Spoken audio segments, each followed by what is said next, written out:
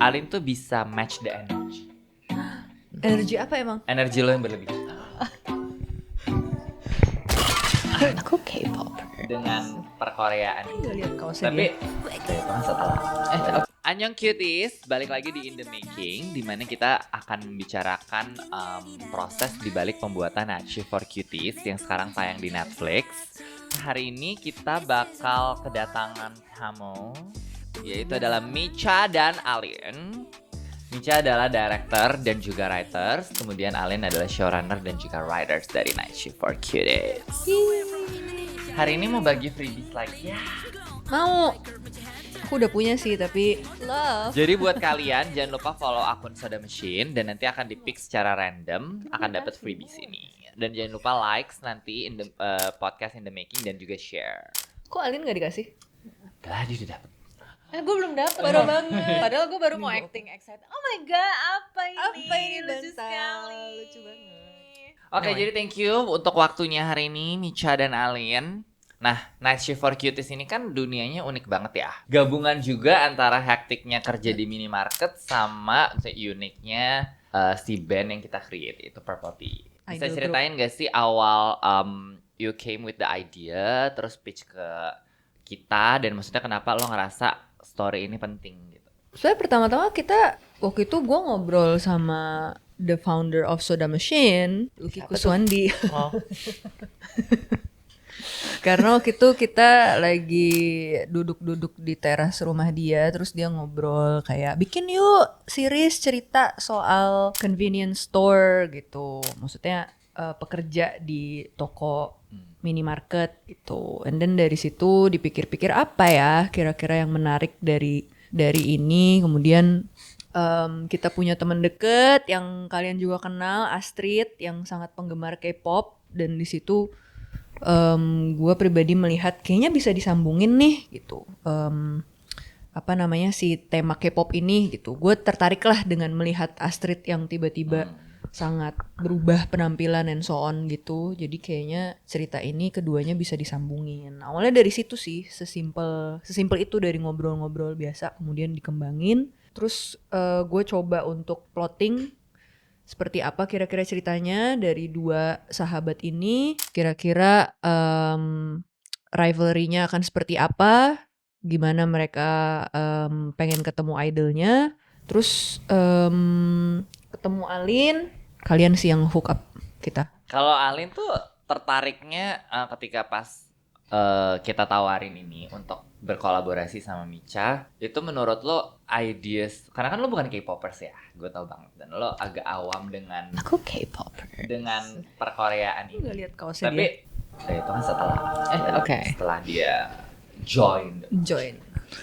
Tapi lo apa yang membuat lo tertarik di awalnya ketika ditawarin ini? Sebenarnya gue inget momen pertama gue ditawarin itu sama Kevin.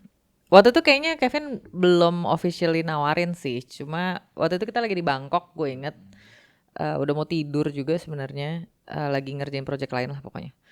Terus karena gue tahu dia udah mulai Soda Machine Films kan. Waktu itu lagi produksi, lagi development beberapa. Terus gue nanya, ada project apa aja? Gue bilang gitu. Terus salah satunya itu dia bilang kita lagi kerja sama Mika kan. Terus gue tertarik karena I was familiar with your films lah gitu. Waktu itu dia tertarik banget nih Mika Teja bikin series gitu kan, tentang apa. Terus Kevin bilang tentang dua karyawan minimarket yang ingin ketemu idol mereka di Korea. Gue langsung mata gue kayak hah? Karena itu as an elevator pitch, I'm sure you know, itu langsung lo kebayang gitu loh. It's such a good premise. Jadi gue langsung, oh ini menarik sekali, gue bilang gitu. Terus kayaknya abis itu gak berapa lama Kevin nawarin, lo mau gak? Atau gue gak tahu juga, kayaknya waktu itu kalau knowing Kevin ya, yang suka ada strategi, kayaknya dia udah memancing reaksi gue mungkin. Dia pengen tahu, iya gak? Pasti cek ombak Coba tuh dia. kolaborasi. Konfirmasi. Klarifikasi. Tapi ya anyway, gue juga nggak tahu kenapa. Karena gue merasa Micha ini kan maksudnya secara apa ya? Gue ngerasa seru aja untuk Micha collab dengan seseorang yang Tua. not in the bubble in a way, in a different generation. Dia tua. Iya, dan maksudnya gue kan ngerasa Alin tuh bisa match the energy. Energi apa emang? Energi lo yang berlebihan. Anyway. energi gue yang berkekurangan. Gitu. Jadi gue ngerasa, gue gak tahu kenapa kayaknya seru menggabungkan dua orang ini. Dan maksudnya kan di cerita ini kan bukan cuman dua karakter utama itu ya. Jadi ada keluarga dan lain-lain. Gue ngerasa tuh it can gives more Grounded gitu ya. Tapi bener sih. gitu, karena Iya. kan gue Soalnya- tahu Micha apalagi kan base-nya bukan di sini kan. Gue cuman merasa kayaknya perlu ada perspektif Kejametan. Dia kayak Kejam- tahu ya, apa Kejametan. Walaupun gue bukan K-popers, tapi gue well aware dengan fenomena K-pop fandom itu yang menurut gue itu memang menarik sekali dengan kayak batasan antara what's real and what's not gitu. Kayak mereka kan bener-bener so into their idols lives gitu ya. Jadi itu tuh menarik banget. Langsung tertarik. Nah, speaking of two main characters kita nih ya, Muti dan Jenar. Yang dia tuh kan kita ambilnya dia adalah working class yang you created gitu kan di minimarket. Nah, pertanyaan gue gimana sih lo approach first story ini tanpa terjebak tone deaf? I think kita juga waktu itu mencoba untuk riset ya. Jadi kita juga ngobrol-ngobrol sama pekerja minimarketnya langsung, trying to get to know their lives lah gitu, kesehariannya, to just get the vibe juga gitu. Dan I think knowing that we're very aware of this itu juga helps. Maksudnya kita nggak memungkiri kalau okay, this is something that maybe I'm not very familiar with gitu. Maksudnya kayak the struggle of the working class. I mean I am working class too, tapi in this specific story gitu sih dua karakter ini, kita berdua bukan pekerja minimarket gitu. Dan sebenarnya it's very challenging karena gue terbiasa membuat cerita yang very personal, jadi it's very like I work with what I know gitu. Nah ini pertama kalinya bisa dibilang gue mengerjakan sesuatu yang dalam skala yang besar, yang nggak terlalu dekat dengan gue gitu. Apalagi K-pop pun pas gue mulai cerita ini gue tuh masih kayak cetek gitu loh, baru mulai dengerin. Jadi kayak dunianya sendiri tuh banyak banget yang gue juga sambil nulis sambil mencari tahu gitu. So I guess kalau dari proses awal-awal sih emang itu kita mencoba untuk riset. Dan lo interview juga kan beberapa Interview itu pegawai maksud gue. minimarket ini. Dan I think we're trying to maksudnya see these characters as human gitu. Jadi kita melihat mereka mencoba mengerti kalau di what would they do in their shoes lah gitu. Jadi kayaknya mungkin yang membuat kadang-kadang ya kalau dari observasi gue yang mungkin bisa membuat tone deaf itu adalah kalau we're trying to make them do what we think Iya. they would iya, do. betul. Tapi kalau ini kan kalau kita melihat mereka sebagai karakter mereka sendiri, sebagai manusia sendiri, kita mencoba berpikir kalau mereka ini dihadapkan dengan posisi ini, apa yang akan mereka lakukan gitu, dengan background yang kita juga create yang ada di dalam hidup mereka. Kayak misalnya Muti tulang punggung keluarga, nyokapnya kerjanya apa, ini semua kan informasi yang berguna untuk menghidupkan si karakter ini gitu. Lince, ada yang mau ditambahkan? Gue ngerasa gue dari dulu gue hati-hati banget untuk menulis karakter yang kayak tadi Mika bilang ya, yang gue tuh tidak ada di dalam grup apa sih maksudnya demografi karakter ini gitu loh. Jadi kayak working class gitu, mungkin gue cari yang gue bisa relate apa gitu. Karena benar kata Mika tadi, we have to do them justice menurut gue. Karena tuh contohnya nih, misalnya kan bisa aja orang mikir kalau karyawan minimarket tuh kayaknya HP-nya udah rusak gitu. As it turned out, nggak gitu kan. Kayak makanya salah satu contohnya nih waktu kita ketemu sama si karyawan minimarket ini, ternyata dia iPhone-nya ada 2 dan lebih baru dari iPhone HP gua. kita. Tapi maksudnya iya kayak gitu-gitu. Jadi kalau misalnya kita nonton 94 Cuties gitu, Muti juga gue nggak mau bikin karakter ini tuh jadi seolah-olah kayak karena mereka pendidikannya cuma sampai SMA terus mereka bodoh. It's not gitu loh. It's not like that gitu. Bukan Apalagi stereotip lah ya. bukan stereotype. Contohnya gitu Iya, kan. dan di era sekarang ini tuh mereka mungkin tahu lebih banyak daripada gua karena it's no longer about the school education. Ya kan? Karena banyak banget cara lo belajar dari mana-mana dengan semua internet dan sosial media ini. Nextnya yang menarik menurut gue kan kalian different generation nih. Karena kita seumuran. Nggak, tapi gue penasaran gimana cara akhirnya kalian ngerucutin lagi, terutama dunia Purple Tea ini. How did you guys came up with the ideas dan reference-nya kemana, secara lagu, secara tampilan, kemudian secara even each personel kan kita ketika kita create itu kan, oh satu tuh yang lebih girly, satu yang apa, kayak mereka kan punya ciri khasnya masing-masing ya. How did you guys came up with the making of the Purple Tea? Waktu itu sih ngumpulin banyak referensi dulu. Jadi dari gue penggemar New Jeans dan XG. Jadi gue sangat banyak mengambil inspirasi dari dua grup inilah. I think New Jeans dari segi musiknya, kalau XG dari segi personality, dan gue terpana banget ketika melihat XG karena biasanya kan kalau lu lihat di K-pop industry gitu semua idol tuh kayak seragam gitu dalam satu grup tuh you can't even tell the difference between this personal and this personal gitu. Tapi ketika gue melihat XG tuh, XG sebenarnya global group by the way, bukan K-pop, tapi mereka tuh bener-bener each personality tuh stands out gitu, dan itu yang bikin gue pribadi kayak oke, I think apalagi kita membicarakan Boki yang berbeda gitu, unconventional dalam beauty standard and so on, berarti kita harus treat Purple Tea juga bukan idol biasa gitu, bukan seperti idol group pada umumnya lah gitu. Jadi ya, we have that in mind ketika creating Purple Tea sih. Dan New Jeans juga dari segi musik kenapa kita pilih itu kan juga karena in the K-pop industry pada saat itu New Jeans tuh benar-benar memberikan warna musik yang baru. Biasanya kan sangat apa ya, kayak tet gitu. Terus tiba-tiba ini R&B, terus kayak super fresh, bener-bener kayak pakai New Jeans gitu. Jadi itu yang pengen di apa ya, sisi freshnya itu sih yang pengen ditekankan di Purple Tea ini gitu. So it was very fun. Kita juga dari awal udah mikir oke, tiap episode akan ada lagunya sendiri gitu. Jadi kita juga oke, berarti kita harus bikin album, an EP gitu for this series, and a lot of fun.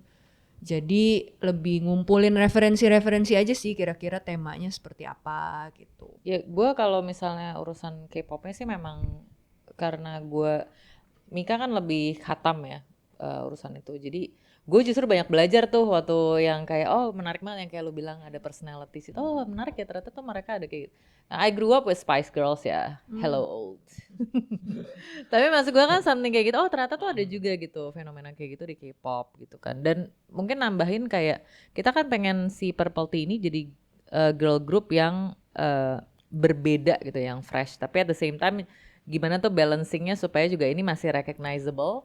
Believable juga. Iya, believable juga as a real K-pop group gitu. Dan gue jujur puas banget sama hasilnya dan senang banget sih ketika pas ngelihat kayak orang-orang actually mereka pada mempertanyakan gitu, ini sebenarnya kayak K-pop group asli atau gimana sih gitu. Karena memang I find it like very believable gitu mereka as a girl group gitu kan. Yeah, so proud. Iya. Of our creation. Iya. Speaking of creation, Mika, coba lo cerita dikit deh. Maksudnya secara proses kan tadi lo sempat mention lagi ya. Kayak ini proyek panjang pertama lo. Dan dengan kita bisa bilang lumayan kompleks. Dan we're not only shooting in Indonesia juga gitu. How does it feel? I mean, dari awal banget kan kalian sudah ini ya, mewanti-wanti gue. Alin sama Kevin kan sudah pernah membuat series sebelumnya gitu. Dan Mas Lucky pun gitu. Jadi kalian sudah memberitahu gue dari awal kalau series is another beast gitu, yang benar-benar tantangannya jauh lebih. I mean if you think about it, duration wise juga kayak feature film tapi 2 kali lipat gitu gak sih? Jadi kayak bener-bener gue yang biasa bikin film pendek terus kayak ke series tuh kayak lompat gitu, ada satu yang gue lewatin gitu. Not gonna lie, it was very difficult, tapi jadi mudah dan enjoyable juga karena gue dikelilingin sama orang-orang yang udah tahu what they're doing. yang jadinya malah mempermudah proses gue juga gitu. Actually gue merasakan gitu bedanya kalau misalkan gue lagi berkarya di short film, kayaknya tuh gue yang pusing. Gue pusing sendirian gimana nih cara ini, udah gue kayak bakal KO sendiri in the process. Tapi kali ini tuh gue bener-bener lebih overwhelmnya mungkin sama kayak the decisions that I have to take.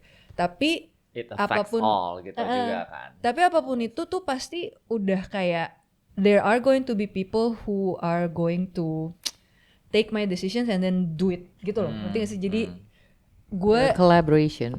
yeah, so I think the collaboration was very memorable buat gue. Thanks to all the crew and cast. Yes. Shout out. Iya, bener-bener kayak misalnya ini project kan terbesar gue dan gue ketemu sama banyak banget aktor-aktor yang ada beberapa yang baru tapi mainly juga udah pemain lama ya gitu. Tapi gue bener-bener kayak gue enggak, it just felt so easy kayak kita reading terus selesai and then they just already delivered. Gue nggak perlu kayak kasih banyak banget PR atau gimana gitu, they already know what they're doing. Jadi tugas gue berasanya benar-benar untuk kayak just supervise gitu biasanya. So it was a lot of fun, I learned a lot. Yeah. Kalau Alin sendiri bedanya apa menurut lo dari the creating the series sama project lo sebelumnya? Mungkin kalau mau yang menarik tuh karena kita kan sebelumnya juga ngerjain series ya. Dan series yang kita kerjain tuh sebelumnya tuh memang scope-nya besar banget, ya kan? In terms of skala lah, terus kayak tingkat kesulitan lah, genre lah gitu, kita ngerjain action. Jadi pas gua menerima ini dan akhirnya setuju untuk juga ikut showrun, gue tuh ngerasa finally gitu we get to do like something fun and light gitu. Terus pas gue inget banget gue ngomong sama Kevin, lu sadar gak sih ini jauh banget lebih ribet. One of the reasons being karena kita harus meng-create semua branding kita akan meng-create dunia baru gitu loh. Dunia baru yang walaupun karena si Purple Tea ini kan mereka tuh bukan cuma sekedar tempelan. Mereka tuh aspek yang penting banget buat dua karakter utama kita kan. Jadi itu harus real banget dan makanya kita create sampai semua albumnya tahun berapa itu gimana mereka terbentuk tuh kita tahu semua kan, luar dalam gitu loh. Jadi itu sih yang gue tuh amazed karena udah beberapa kali ngerjain project tapi so far sebelum Cuties ini tuh kan yang paling sulit sebenarnya series yang kita bareng itu. Tapi ternyata kayak there's always a new challenge ya ternyata. Tiba-tiba kayak it's such a tapi it's very memorable. Learning experience lah ya. Ya itu learning curve-nya menurut gue besar banget sih di si Cuties ini. Kalau secara kreatif nih, kalian pernah gak sih ngalamin bentrok gitu? In a way.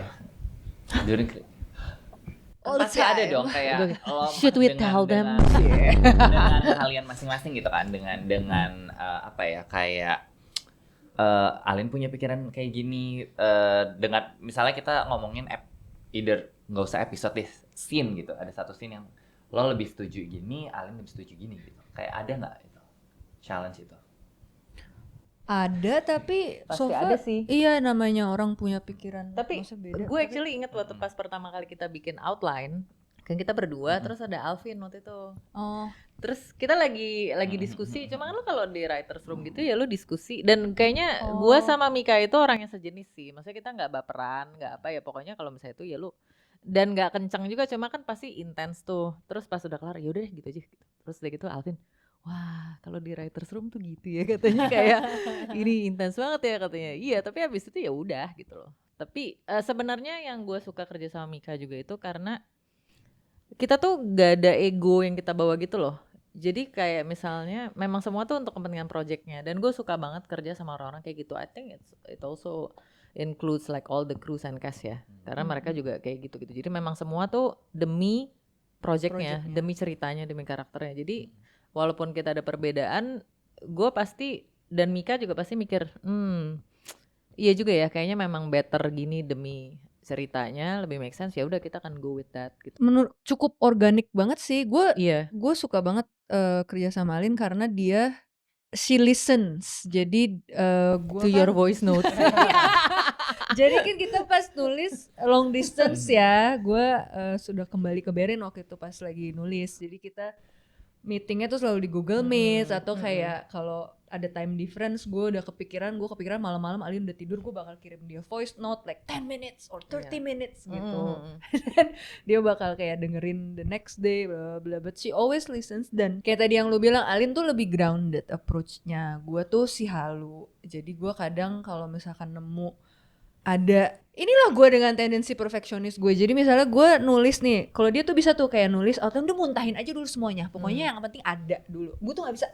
Tiap kali gue muntahin ini terus kayak nggak bisa, ini nih nggak bisa, gue bakal bongkar lagi semuanya untuk kayak make it work gitu. Kayaknya gue kayak otak gue bisa mencium kalau ini gue tahu ini nggak akan work, jadi why bother tulis ini dari awal gitu lah. Tapi Alin yang biasanya akan kayak hold on, maksudnya jangan, tunggu dulu Jangan sebelum- bongkar. jangan bongkar pasang. Yang akan mempengaruhi timeline.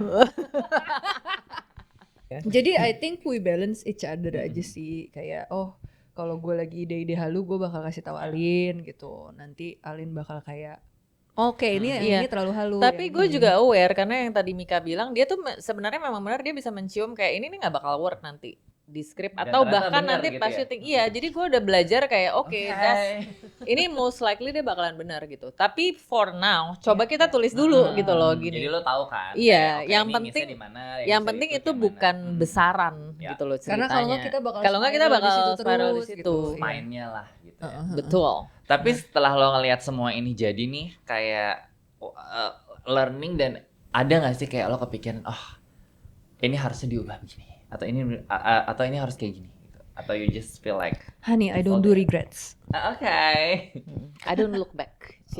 In Tapi ada anger. learning apa nggak yang very, kalau selain dari yang tadi lo bilang kayak you're very grateful the process, you learn a lot, tapi learnings yang benar-benar learnings after you see the product gitu. Banyak banget sih sebenarnya gue belajarnya, tapi mungkin yang paling berkesan atau paling emang nempel di gue tuh adalah how lo harus menemukan sesuatu di dalam project ini yang keep you going. And for me it was actually dari pertama gue udah told myself I want to have fun with this, gitu, with this project regardless. Dan emang maksudnya the nature of the project is very fun gitu, it's very cute and like and I did gitu. Jadi itu kayaknya makanya gue nggak yang drown di regrets.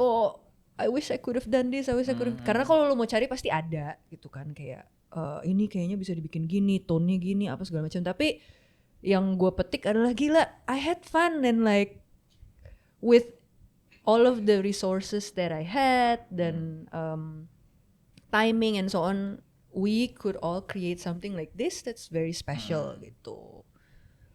Ya, jadi pesan moralnya mengucap syukur. Makasih. Alin gimana, Alin? Ini off the record. Enggak. Bip ya. Enggak, ini kalau versi benerannya enggak, gue have no regrets. Gue benar-benar kayak ini ketika udah jadi gue ngerasa kayak ini adalah yang terbaik yang udah kita bisa usahain dan I'm very happy with the results. Jadi sedih ya. Lu aja deh kayaknya. Seperti biasa. Oke, anyway, thank you guys karena waktunya udah habis. Thank Udah. you for coming and sharing. Jadi untuk kalian semua jangan lupa nonton Night Shift for Cuties di Netflix, dan jangan lupa subscribe Sudah Machine Films YouTube. Kemudian komen kalau misalnya kalian mau ngobrol lagi dengan Alin dan Micha, and what's the topic if you guys want. Oke, thank you guys. Bye-bye. Bye. See you. Bye.